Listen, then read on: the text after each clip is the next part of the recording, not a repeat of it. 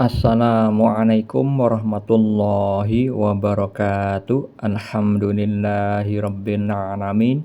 Allahumma sholli ala sayyidina Muhammad wa ala ali sayyidina Muhammad.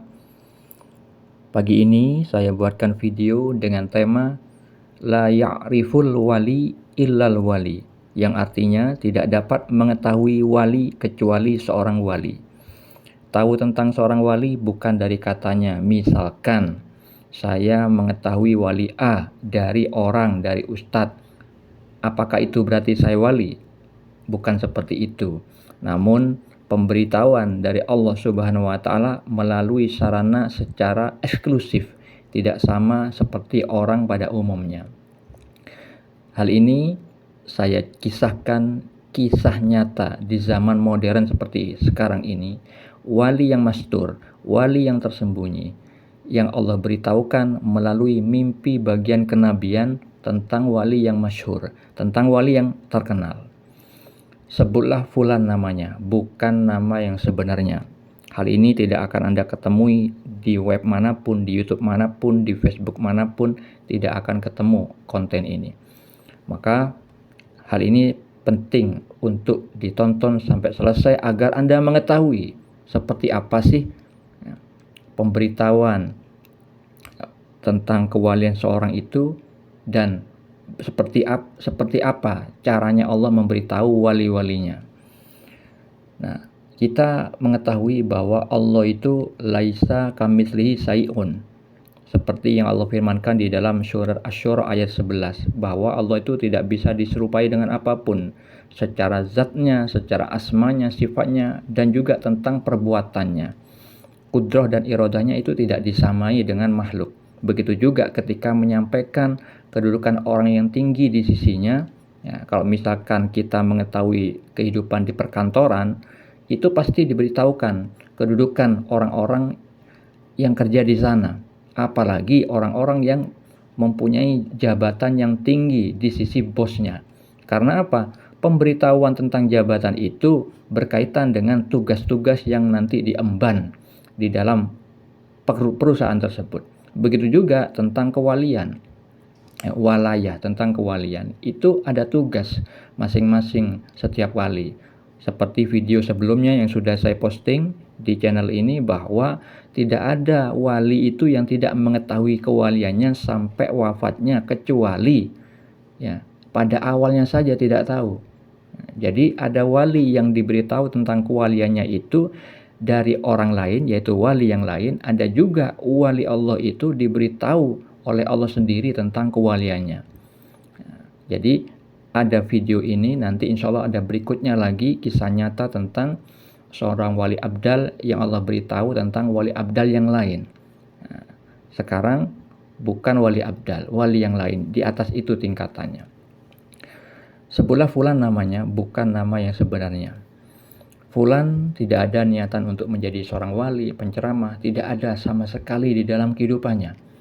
Ya, beliau itu warok, berhati-hati di dalam berkehidupan. Beliau itu tidak mencintai dunia semasa masih muda.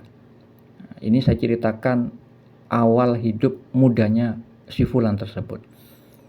Jadi gak ada rasa kecintaan kepada dunia seperti orang-orang yang ingin mencapai pencapaian tertentu dalam duniawi.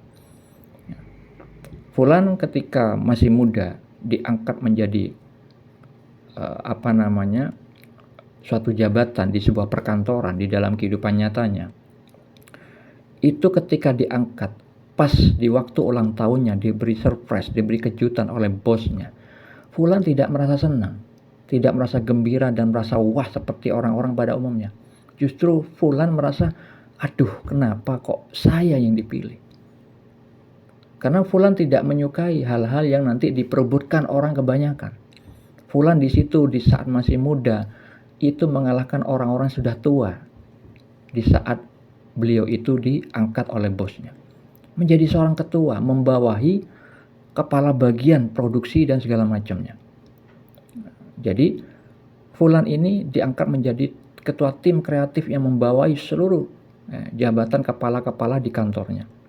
Yang pastinya nanti fulan di saat baru masuk kerja hanya 1 tahun, 1 tahunan, tiba-tiba diangkat. Itu takdir dari Allah yang tidak bisa dihindari.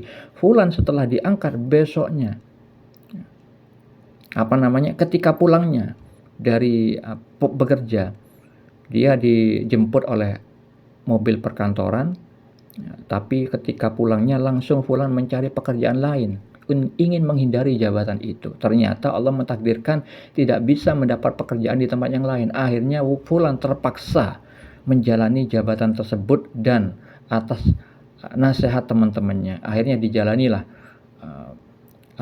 jabatan itu. Ternyata setelah beliau itu mengetahui kewaliannya di saat sudah usianya agak tua, barulah dia mengerti ternyata itu proses di dalam menjalani takdir Allah menjadi kewalian. Dia dijadikan menjadi seorang yang memiliki jabatan penting di kehidupan dunia itu sebagai awalnya.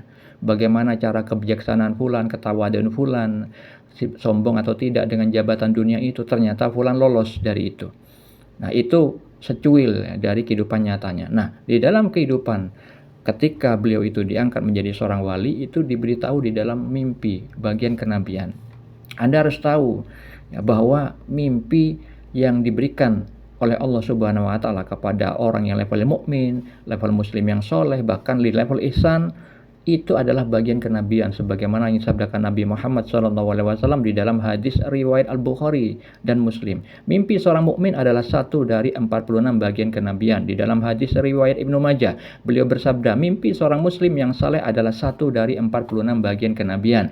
Di dalam hadis riwayat Muslim, Nabi Muhammad SAW menjelaskan mimpi ada 3. Mimpi baik yang merupakan kabar gembira datangnya dari Allah. Mimpi karena bawaan pikiran seseorang ketika terjaga, dan mimpi menyedihkan yang datang dari setan. Mimpi petunjuk bagian kenabian itu hanya satu, yaitu mimpi baik, kabar gembira ya dari Allah Subhanahu wa taala. Dan mimpi yang merupakan petunjuk dari Allah Subhanahu wa taala itu tidak mungkin dusta, karena Nabi Muhammad SAW bersabda di dalam hadis yang lain, itu disebut al-mubasyirah. Setelah kenabian wafat, kerasulan sudah tidak ada, maka sisanya itu bagian kenabian, yaitu mimpi yang baik yang dilihat oleh laki-laki yang soleh. Nah, jadi kalau misalkan ada orang akhir zaman masih menanyakan kok percaya mimpi, berarti dia nggak paham di Al-Quran dan As-Sunnah. Banyak dalil yang menjelaskan tentang mimpi dan juga tentang ilmu takwil mimpi. Itu masuk dari dalam bagian syariat Islam. Jadi jangan sampai diramaikan mimpi nubuah kenabian. Hal itu tidak akan mungkin dusta. Akhirnya fulan itu diberikan suatu mimpi, dia tuh diangkat menjadi seorang wali, diusap dahinya oleh salah satu cicit dari Nabi Muhammad SAW. Kemudian beliau itu terbang melintasi di atas lautan. Yang maknanya fulan itu diangkat kewaliannya karena dikatakan di dalam mimpi itu wali, kemudian langsung terbang bersama salah satu cicit dari Nabi Muhammad SAW di atas lautan. Di atas lautan dia terbang itu maknanya dia diberikan kemampuan untuk memahami ilmu Allah, karena terkait dengan surat Luqman bahwa seandainya kalimat Allah itu dituliskan dengan air lautan, itu tidak akan habis kalimatnya. Nah, fulan itu di dalam mimpi yang lain ya, diberikan pemberitahuan bahwa sudah musyahadah, dimimpiin Nabi Musa alaihissalam. Nah, di situ fulan sudah memahami bahwa kewaliannya itu datang berkali-kali mimpinya dalam berbagai macam visual, dan bertahap diberikan mimpi itu dengan berbagai macam visual yang berbeda, yang intinya sama, memperlihatkan kewaliannya. Dan ketika beliau itu dijadikan wali mastur, wali yang tersembunyi, fulan itu diberitahu juga tentang wali yang masyhur, wali yang terkenal. Diberikan mimpi beberapa kali. Salah satunya ketika fulan itu bersama wali yang lain di sebuah ruangan, fulan ada di belakang duduk, sedangkan wali masyhur di depan. Fulan itu mengatakan di dalam mimpi itu, aku tahu kamu nggak tahu saya. Intinya itu. Mimpi yang kedua, ketika bertemu dengan wali tersebut, orangnya sama, wali masyhur itu sama di dalam mimpi yang lain, beliau mencium tangan wali yang masyhur itu, kemudian membisiki di telinganya, aku tahu kewalianmu. Nah, jadi seperti itu saudariku, pemberitahuan dari Allah Subhanahu wa taala secara eksklusif tentang wali itu mengetahui wali yang lain, bukan dari katanya.